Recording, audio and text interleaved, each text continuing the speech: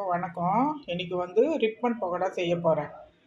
நான் வந்து என்னென்ன தேவையான பொருள் நான் சொல்கிறேன். இது வந்து கடலை மாவு, இது வந்து அரிசி மாவு.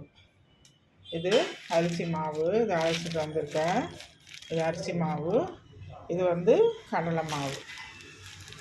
இதில் வந்து காஷ்மீர் மிளகாய் தூள், அது நம்ம எவ்வளோ காரம் நீங்கள் யூஸ் பண்ணுறீங்களோ அது போட்டுக்கலாம். அதுக்கப்புறம் பட்டர், அது வந்து சொல்கிறேன் எவ்வளோன்னு சொல்கிறேன். அது பட்டர் வச்சுருக்கேன். அதுக்கப்புறம் பெருங்காயம் வச்சுருக்கேன். இப்போ தேவையானது உப்பு, அதுக்கப்புறம் எள்ளோ ஓமமோ எது வேணாலும் நீங்கள் போட்டுக்கோங்க. நான் வந்து ஓமம் தான் போட போகிறேன். அதனால் வந்து ஓமம் போட்டால் நல்ல ஜீரணமாக இருக்கும். ஏன்னா கடலை பருப்புனால வயிறு ஒரு ப்ராப்ளம் வரும். அதனால் வந்து ஓமம் தான் நல்லாயிருக்கும். நீங்கள் எள்ளு வேணாலும் கூட நீங்கள் எள்ளு போட்டுக்கோங்க. இது அரிசி மாவு, இது கடலை மாவு, காஷ்மீர் சில்லி, வெண்ணெய் வச்சுருக்கேன், எல்ஜி பெருங்காயம் வச்சுருக்கேன், உப்பு தேவையானது போட்டுக்கோங்க. இப்போ நான் வந்து மெஷர்மெண்ட் சொல்கிறேன்.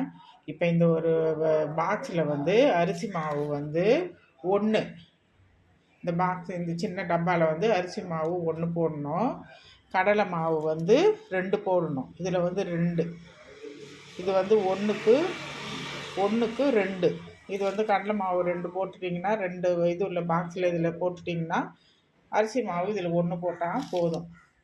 நீங்கள் வந்து பொட்டுக்கடலை கூட நீங்கள் வந்து பாதி உடச்சி கூட நீங்கள் தூள் பண்ணி கூட அது இந்த பாக்ஸுக்கு ஒரு 50 கிராம் நீங்கள் போட்டுக்கலாம்.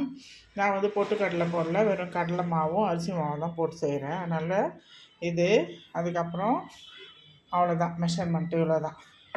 இந்த இதுக்கு இது நான் இந்த இதில் 1க்கு இது வந்து அரிசி மாவு 1 போடணும், கடலை மாவு 2 போட்டுடணும், அவ்வளோதான். மற்றதெல்லாம் நம்ம மிளகாய் தூள், பட்டர் வந்து அந்த 2 டப்பாக்கு எவ்வளோ போடணுன்னா 50 கிராம் பட்டர் போடணும். இது வந்து எவ்வளோன்ட்டு நான் வந்து இந்த பெரிய பாக்ஸில் வாங்கிட்டு வந்திருக்கேன். அது 50 கிராம்ன்ட்டு நம்மளுக்கு தெரியும் இல்லையா. அது தேவையானது 50 கிராம் போட்டுக்கோங்க. பெருங்காயம் போட்டுக்கோங்க, உப்பு கொஞ்சம் போட்டுக்கணும் தேவைக்கு. அதுக்கப்புறம் எள்ளோ ஓமமும் போட்டுக்கோங்க. இப்போ நான் வந்து மாவு வந்து மிக்ஸ் பண்ணி வச்சுருக்கேன். இப்போ கடலை மாவு 2 போட்டு, அரிசி மாவு 1 போட்டு, காஷ்மீர் சில்லி, பட்டரு, பெருங்காயம், உப்பு, ஓமம் போட்டு நான் மாவு வச்சுருக்கேன். இப்போது கலந்து வச்சுருக்கேன். இப்போ வந்துட்டு நம்ம வந்து அந்த முறுக்கு சுடுறோம் இல்லையா, அதில் வந்து நம்ம அந்த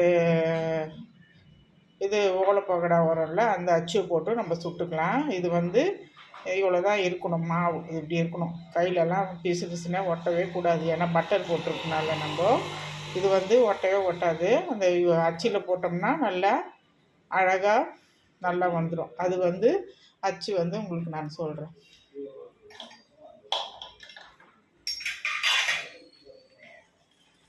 இது ஓலைப்பகடா அச்சு, இதுதான் ஓலைப்பகடா அச்சு.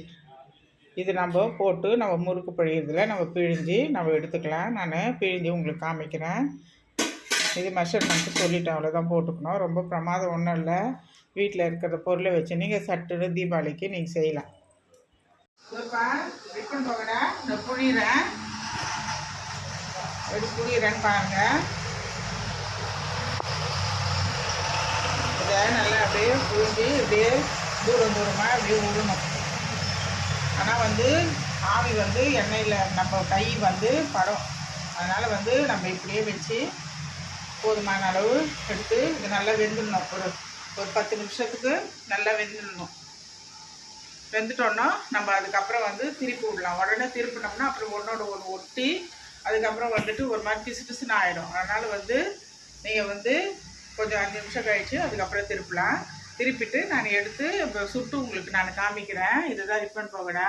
இது கூட இஞ்சி பூண்டு பேஸ்ட்டு எதனா தேவைன்னா கூட நீங்கள் அது கூட போட்டுக்கலாம். ஓமம் போட்டுக்கலாம், எள்ளு போட்டுக்கலாம். நான் ஓமம் போட்டு தான் செய்கிறேன். ஏன்னா கடலை மாவுன்றதுனால ஒரு மாதிரி அஜீர்ணம் மாதிரி இருக்கும்.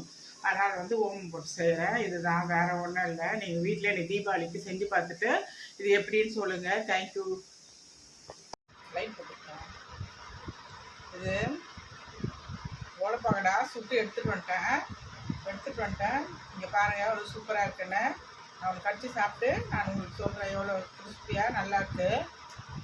உப்பு, காரம் எல்லாமே சரியாக இருக்குது. நீங்கள் அந்த மாதிரி வீட்டில் செஞ்சு பாருங்கள். தீபாவளிக்கு இந்த மாதிரியான பலகாரத்தை சும்மா 1/2 கிலோ 1 கிலோ நீங்கள் போட்டு போட்டு செஞ்சு பாருங்கள். நான் வந்து ஒரு ஒரு மெஷர்மெண்ட்டில் தான் நான் செஞ்சேன். நான் இந்த மாதிரி செஞ்சு பார்த்துட்டு வீட்டில் எப்படி இருக்குன்னு நீங்கள் டேஸ்ட்டு பார்த்துட்டு எனக்கு சொல்லுங்கள். அது பாருங்கள், எப்படி எடுத்து பாருங்கள். தேங்க்யூ, பாய்.